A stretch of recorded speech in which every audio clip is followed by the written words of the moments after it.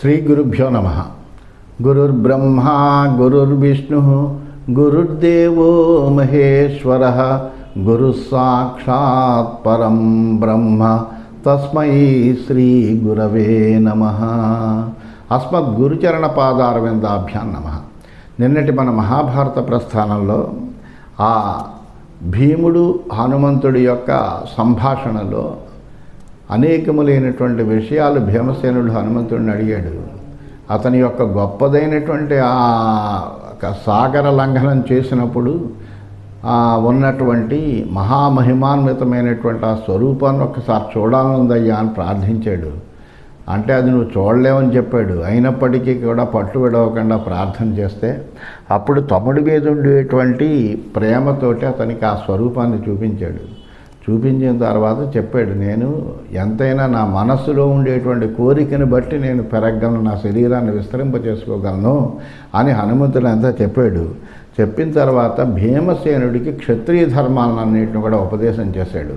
నువ్వు ఈ విధంగా ఉండాలి, క్షత్రియుడు కాబట్టి ఆ క్షత్రియ ధర్మాన్ని రాజధర్మాలని అన్నిటినీ కూడా ఆయన భీమసేనుడికి ఉపదేశం చేశాడు. హనుమంతుడు చేస్తూ మంత్రం ఎట్లా ఉండాలి, రాజ్య పరిపాలన ఎలా చేయాలి, దండనీతిని ఎట్లా ప్రయోగించాలి అనేటువంటి విషయాలన్నీ కూడా చెబుతూ వస్తున్నాడు. చెబుతూ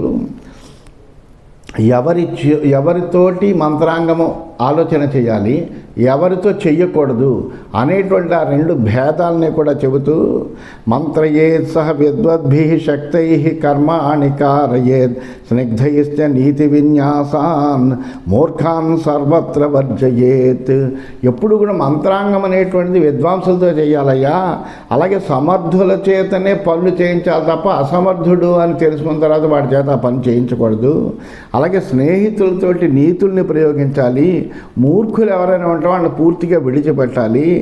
ధార్మికాన్ ధర్మకార్యేషు అర్ధకార్యేషు పండితాన్ స్త్రీషు క్లీబాన్ నియుంజీత క్రూరాన్ క్రూరేషు కర్మసు. ధర్మకార్యాల్లో ధార్మికుల్ని ఎప్పుడు కూడా ప్రయోగించాలి.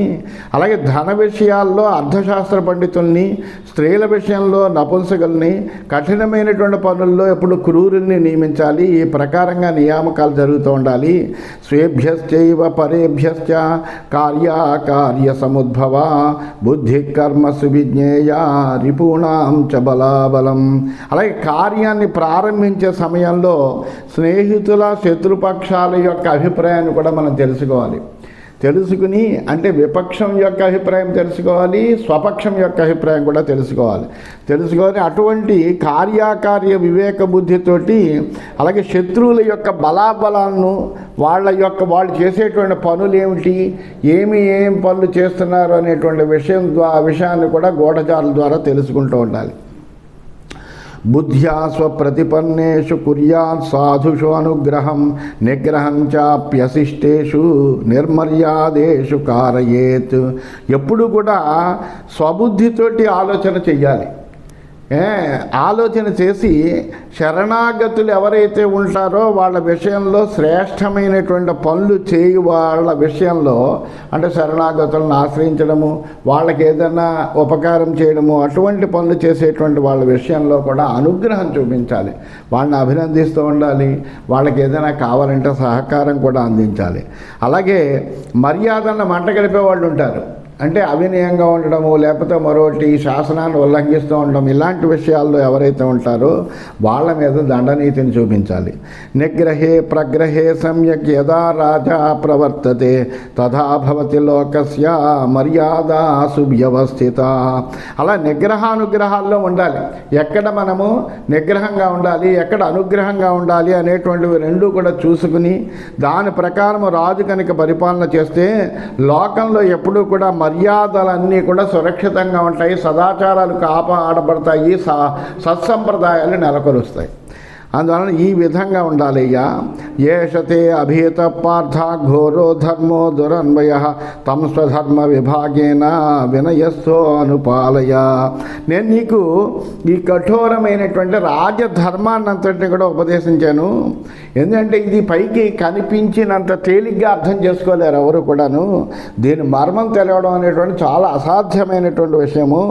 ధర్మాన్ని విభాగం చేసుకోవాలి, చేసుకుని దాన్ని సమానంగా సమగ్రంగా అవగాహన చేసుకోవాలి, చేసుకుని దాన్ని పరిపాలించాలి తప్ప ఎప్పుడు కూడా ధర్మాన్ని అతిక్రమించి వెళ్ళకూడదు ఎప్పుడు కూడా. అందువల్ల వినయశీలుడివై నువ్వు దీన్ని ఆచరించవయ్యా అని చెప్పాడు.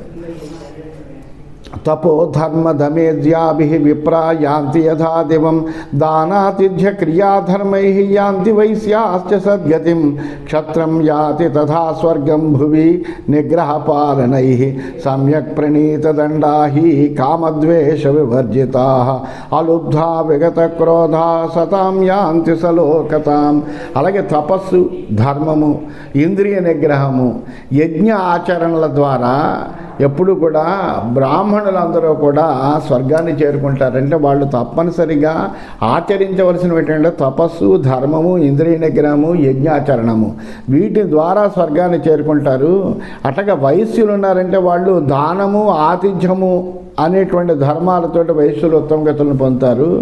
అలాగే క్షత్రియులు ఉన్నారంటే వాళ్ళు నిగ్రహానుగ్రహ పాలన చేతే స్వర్గాన్ని అందుకుంటారు.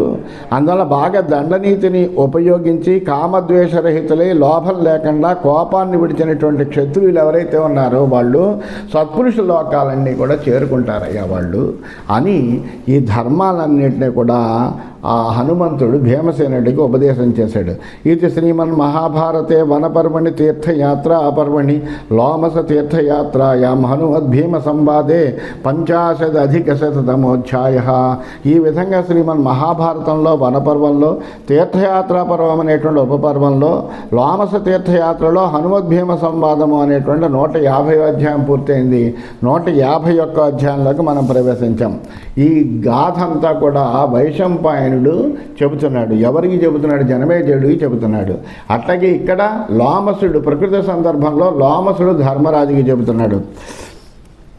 తత సంహృత్య విపులం తద్వపు కామతకృతం భీమసేనం పునర్దోర్భ్యాం పర్యశ్వజతవానరః. ఆ తర్వాత తన యొక్క స్వేచ్ఛగా పెంచినటువంటి రూపాన్ని తగ్గించి హనుమంతుడు మామూలు తన స్వరూపంలోకి వచ్చినటువంటి వాడై భీముని గాఢంగా 2 బాహులతోటి కౌగిలించుకున్నట్ట. పరిష్వక్తస్య తస్యాసు భ్రాత్రా భీమస్య భారత శ్రమోనాశముపాగచ్చ సర్వం చాసీత్ ప్రదక్షిణం. అలాగే ఎప్పుడైతే హనుమంతుడు ఈ విధంగా భీమసేనుడిని కౌగిలించుకున్నాడో ఆ భీముడు ఇంతవరకు ప్రయాణం చేసినటువంటిది ఇదంతా తిరిగి వచ్చినటువంటి అలసట ఏదైతే ఉందో ఆ అలసట అంతా కూడా అతనికి ఒక్కసారిగా నశించిందట. అంతా అతనికి అనుకూలంగాను సవ్యంగాను కనపడసాగిందిట.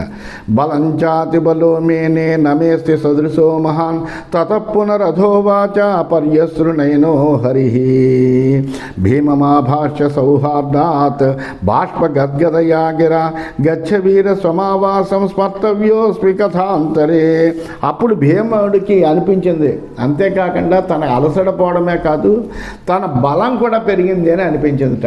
అంటే ఆ హనుమంతుని ఆలింగనం చేత ఆ హనుమంతుడిలో ఉండేటువంటి విశేషమైనటువంటి అనుగ్రహం వలన ఈ భీమసేనుడికి తన యొక్క బలము కూడా వృద్ధి చెందింది అని అనుకున్నట్ట.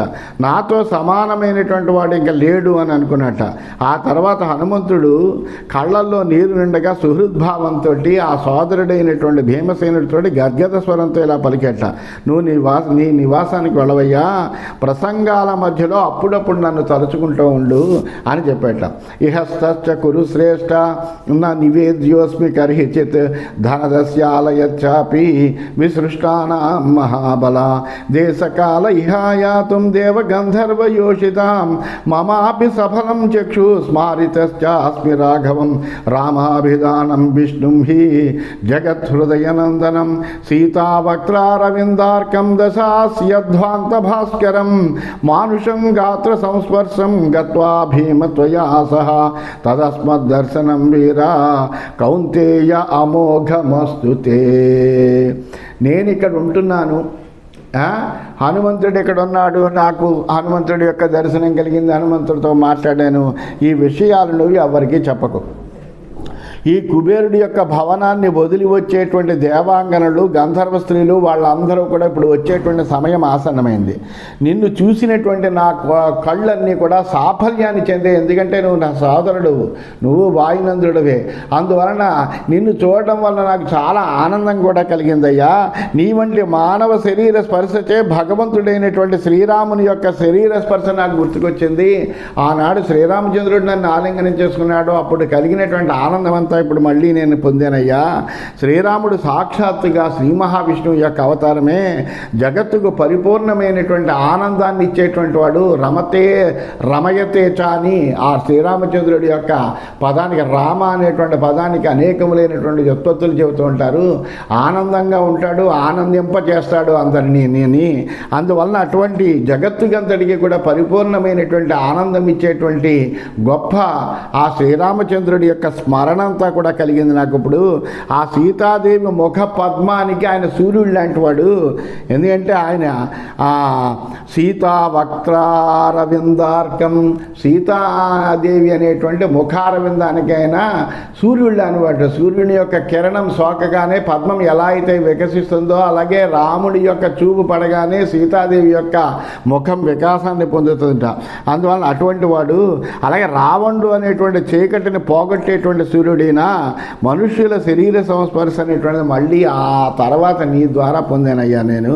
నా దర్శనం నీకు అమోఘమైనటువంటి ఫలాన్ని ఇస్తుంది, అందులో ఏమీ సందేహం లేదు అని హనుమంతుడు తన సోదరుడైనటువంటి భీమసేనుడితోటి ఈ విషయాలన్నీ కూడా చాలా చక్కగా చెప్పినటువంటి వాడిగాడు.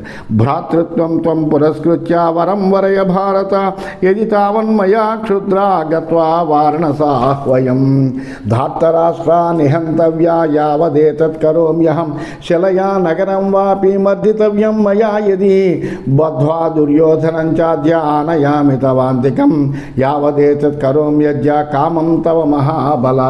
అంతేకాకుండా నువ్వు నా సోదరుడు, చిన్నవాడవు, నీకంటే నేను చాలా పెద్దవాడిని. అందువలన పెద్ద అన్నగారిని కాబట్టి నా అన్ననైనటువంటి నా దగ్గరికి తమ్ముడుగా నువ్వు వచ్చావు కాబట్టి నీకు కావలసినటువంటి వరం ఏదైనా కోరుకోవయ్యా. నీ కోరిక కనుక అదే అయితే కనుక గజపురంలో ప్రవేశించి ఆ నీచులేనిటువంటి ధార్తరాష్ట్రులందరినీ చంపేయమంటావా? చంపేస్తాను. రాళ్లతో నగరాన్ని నాశనం చేసి దాన్ని నీ వశం చేయమంటే చేస్తాను. ఆ దుర్యోధనుడిని కావాలంటే బంధించి తీసుకొచ్చి నీ ముందర పడేస్తాను. నీ కోరిక ఏదైనప్పటికీ తీరుస్తానయ్యా, నువ్వు వరం కోరుకో అన్నాడు. అంటే అప్పుడు భీమసేనస్తు తద్వాక్యం శ్రుత్వా తస్య మహాత్మనః ప్రత్యువాచ హనుమంతం ప్రహృష్టేన అంతరాత్మన. అంత సౌహార్ద్రంగా, ప్రేమగా, అభిమానంగా, వాత్సల్యంతో ఆ హనుమంతుడు ఆ భీమసేనుడితో మాట్లాడినటువంటి మాటలన్నీ కూడా భీమసేనుడు విన్నాడు. చాలా ఆనందపడ్డాడు. అతని హృదయం కూడా ఆనందంతో హాయిగా తొలతూగిపోతుంది. అటువంటి నిండైనటువంటి ఆనందము కలిగినటువంటి మనస్సు కలిగినటువంటి ఆ భీమసేనుడు ఆ మహాత్ముడైనటువంటి ఆ హనుమంతుని యొక్క మాటలన్నీ విన్నటువంటి వాడై చాలా ఆనందంతో, సంతోషంతో హనుమంతుడితో ఈ విధంగా అన్నట్ట. కృతమేవ త్వయా సర్వం మమ వానర పొంగవ స్వస్థితేస్తు మహాబాహో కామయే త్వాం ప్రసీదమే. నా పనంతా కూడా నువ్వు చేసినట్టుగానే నేను భావిస్తున్నానయ్యా, నీకు మంగళమవుగాక. నా కోరిక ఏంటంటే మీరు ఎల్లప్పుడూ కూడా నా యందు దయతో ఉంటే చాలా, అంతకు మించి నువ్వేమీ చేయక్కర్లేదు, నేనే చేస్తాను కార్యక్రమాలని. నేను కానీ నువ్వు నా యందు ఎప్పుడు దయతో ఉండవయా చాలు. సనాథాః పాండవా సర్వే త్వయా నాథేన వీర్యవన్ తవైవ తేజసా సర్వాన్ విజేష్యామో వయం పరాన్. నీ వంటి సంరక్షకుడిని పొందినటువంటి పాండవులందరూ కూడా ఇప్పుడు సనాథులయ్యారంటే ఒక నాథుడు కలిగినటువంటి వాళ్ళు అయ్యారయ్యా. అందువల్ల నువ్వే మా నాథుడువు, నీలాంటి రక్షకుడిని పొందినటువంటి వాళ్ళు అయ్యాం పాండవులందరం కూడా. నీ ప్రభావం చేత మేము మా శత్రువుల్ని తప్పనిసరిగా జయించగలము. ఏవముక్తస్తు హనుమాన్ భీమసేనవభాషత భ్రాతృత్వా సౌహృదాచైవ కరిష్యామి ప్రియంతవా. అల్లా భీమసేనుడు మాట్లాడితే ఆ మాటలు విన్నటువంటి హనుమంతుడు ఆనందపడినటువంటి వాడై, సోదరుడు అవడం వల్ల, స్నేహం వలన నీకు ప్రియాన్ని నేను ఆచరిస్తానయ్యా, గ్రహించవయ్యా అని చెప్పాడు. చెముం విగాహ్య శత్రూణాం శరశక్తి సమాకులాం యదా సింహరమం వీరా కరిష్యసి మహాబలా. తదాహం బ్రహ్మయిష్యామి స్వరవేణ రవంతవ విజయస్వధ్వజశ్చ నాదాన్ మోక్షామి దారుణాన్ శత్రూణాం ఏ ప్రాణహరాః సుఖం ఏన హనిష్యత ఏవమాభష్య హనుమాత్ తదా పాండవనందనం మార్గమాఖ్యాయ భీమాయ తత్రైవ అంతరధీయత. బాణశక్తి చేత పీడితులైనటువంటి శత్రువుల సేనలో నువ్వు ప్రవేశించి సింహనాదం చేసినప్పుడు నీ యొక్క సింహనాదంతో పాటు నేను కూడా సింహనాదం చేస్తానయ్యా, నీ రవంలో నా రవం కలుస్తుంది. అలా కలవడం వల్ల ఆ సింహనాదం ధ్వని మొత్తం దశ దిక్కులా కూడా వ్యాపిస్తుంది, దాని శక్తిని పెంచుతానయ్యా అన్నాడు. అంతేకాకుండా అర్జునుడి రథం మీద ధ్వజ రూపంలో ఉంటానయ్యా, నేను ఆ ధ్వజ రూపంలో ఉండి భయంకరమైన సింహనాదాలను చేస్తూ ఉంటాను. అప్పుడు వాళ్ళని మీరు చాలా తేలిగ్గా చంపగలరు, ఎందుకంటే ఆ ధ్వనికి వాళ్ళు ఎక్కడి నుంచి వచ్చింది ఈ ధ్వని అటు ఇటు చూసి ఆశ్చర్యపడే లోపలనే మీరు వాళ్ళ మీద విజృంభించవచ్చు అని పలికి ఆ భీముడికి మార్గాన్నంతటిని తెలిపాడు, ఎలా వెళ్ళాలి ఏం చెయ్యాలి అనేటువంటి విషయాలు చెప్పి హనుమంతుడు అక్కడే అంతర్ధానమయ్యాట. ఇది శ్రీమన్ మహాభారతే వనపర్వణి తీర్థయాత్రాపర్వణి లోమస తీర్థయాత్రాయాం గంధమాదన ప్రవేశే హనుమద్భీమ సంవాదే ఏకపంచాశదధిక శతమోధ్యాయ. ఈ విధంగా శ్రీమన్ మహాభారతంలో వనపర్వంలో తీర్థయాత్రా పర్వం అనేటువంటి ఉపపర్వంలో లోమస తీర్థయాత్రలో గంధమాధన ప్రవేశము అనేటువంటి హనుమద్ భీమ సంవాదం అనేటువంటి 151వ అధ్యాయం పూర్తయింది. 152వ అధ్యాయంలోకి మనం ప్రవేశించాం. ఇంక ఇప్పుడు భీముడు చేయవలసిన పని ఏంటయ్యా అంటే ఆ సౌగంధిక వనంలోకి వెళ్ళి ఆ సౌగంధిక పుష్పాలు తీసుకెళ్ళి ద్రౌపదికి ఇవ్వాలి. ఆ సౌగంధిక వనం అదిగో ఇక్కడ ఉందయ్యా అని చూపించాడు హనుమంతుడు. అందువలన అక్కడికి వెళ్ళడానికి ఈయన బయలుదేరేట. గతే తస్మిన్ హరివరే భీమోపి బలినాంబర తేన మార్గేణ విపులం యచరద్ గంధమాదనం. ఆ హనుమంతుడు అంతర్ధానమైన తర్వాత బలశాలైనటువంటి భీముడు ఆనందంతో నిండిన హృదయం కలిగినటువంటి వాడై అతడు చెప్పినటువంటి దారిలోనే ఆ గంధమాదన పర్వతం మీద తిరుగుతున్నట. అనుస్మరన్ వపుస్తస్య శ్రియంచ ప్రతిమాంభువి మాహాత్మ్యం అనుభావంచ స్మరన్ దాసరధైర్యయో.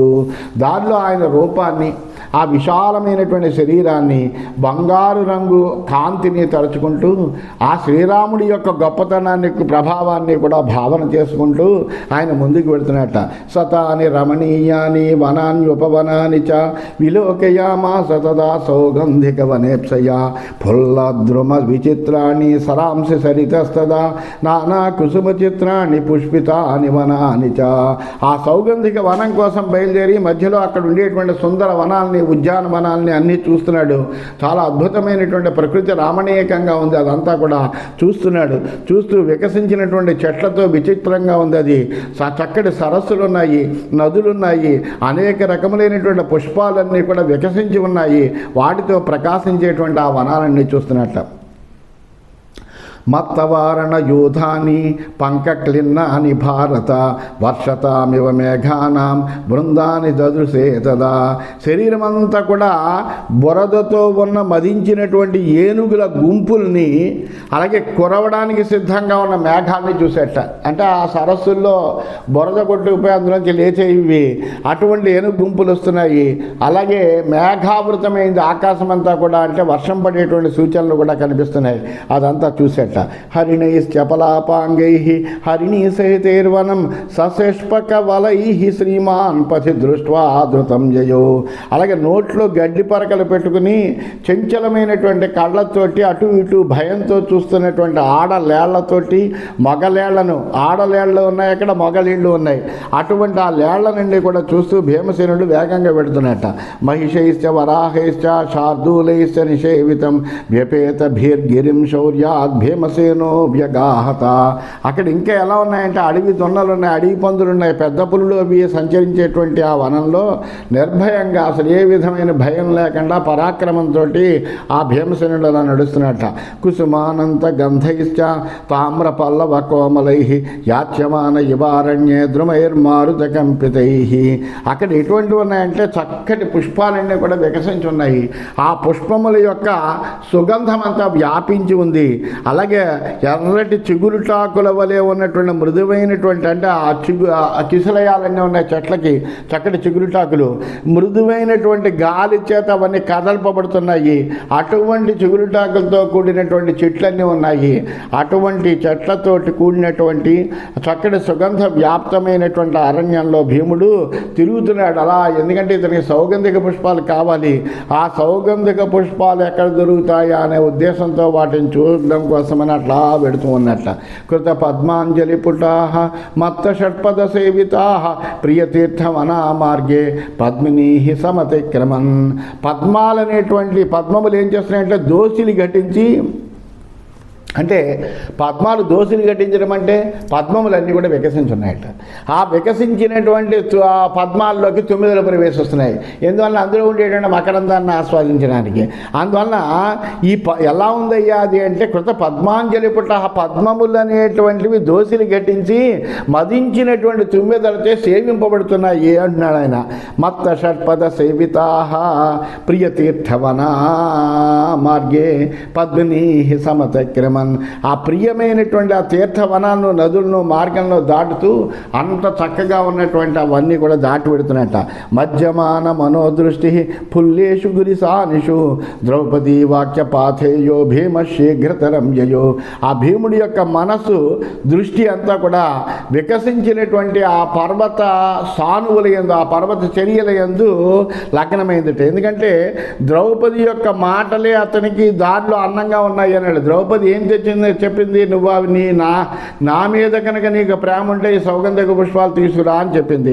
అందువలన ఆ సౌగంధిక పుష్పాలు తీసుకురావడం అనేటువంటిది ఏకైక లక్ష్యంగా కలిగినటువంటి వాడై ఆయన అలా వేగంగా పెడుతున్నట్ట. పరివృత్తే అహని తత ప్రకీర్ణ హరిణే వనే కాంచనైర్ విమలైర్ పద్మై దదర్శ విపులామ్నది. అలాగా ఈ లోపల సాయంకాలం అవుతుంది, రోజంతా గడిచిపోతుంది, నాలుగు వైపులా లేళ్లు తిరుగుతున్నాయి. అటువంటి వనంలో ఆ బంగారు పద్మాలు కలిగినటువంటి విశాల నదిని చూశాడు. ఆ విశాల నదిలో ఈ బంగారు పద్మాలన్నీ కూడా ఉన్నాయి. హంసకారండవయుతాం చక్రవాకోపశోభితాం రచితామివ తస్యాద్రేహే మాలాం విమల పంకజాం. ఆ నదిలో హంసలు, కారండవాలు, చక్రవాక పక్షులు ఇవన్నీ కూడా చక్కగా ఉన్నాయి. ఆ నది పర్వతానికి స్వచ్ఛమైనటువంటి సుందరమైనటువంటి పద్మాలతో ఒక దండను తయారు చేసి అర్పిస్తుందా అన్నట్టుగా ఉందిట. అంటే ఏంటి, ఆ పర్వతానికి చక్కగా ఒక హారంలాగా ఆ నది అలా ఉందిట, ఆ విశాల నది. అందువలన అటువంటి అద్భుతమైనటువంటి ఆ విశాల నదిని చూశాడు. చూసి ఆనందపడాడు. తస్యాం నద్యాం మహాసత్వ సౌగంధిక వనం మహత్ అపశ్యత్ ప్రీతి జననం బాలార్క సదృశద్యుతి. అటువంటి ఆ విశాల నదిలో గొప్ప సౌగంధిక వనాన్ని చూశాడు.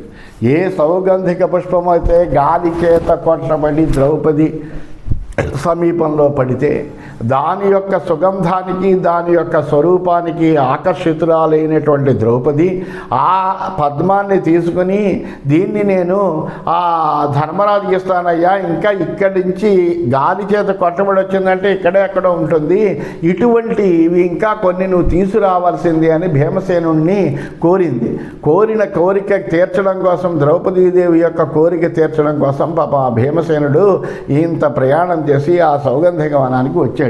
అందువలన అటువంటి ఆ సౌగంధిక వనాన్ని చూసాడు. అది ఏమైంది అంటే చక్కటి ఆ అద్భుతమైనటువంటిది ఈ నదిలో, విశాల నదిలో ఈ సౌగంధిక వనం అనేటువంటిది ఉంది. దాన్ని భీమసేనుడు చూశాడు. ఆ వనం ఎలా ఉందంటే ప్రభాత కాలంలో ఉండేటువంటి సూర్యుని యొక్క కాంతి, అప్పుడే ఉదయిస్తున్నటువంటి సూర్యకాంతి ఏ విధంగా అయితే మనని ఆకర్షితులు చేసి కాసేపు ఆ సూర్యకాంతిని అలా చూస్తూ అక్కడే ఉండాలి అని ప్రతి వాళ్ళకి అనిపిస్తుందో, అట్లాగా అంత ఆకర్షణీయమైనటువంటి సూర్యకాంతిలా ఉన్నటువంటిదై ఎంతో ప్రీతిని కలిగిస్తూ ఆ సౌగంధవనం కల్పించిందట.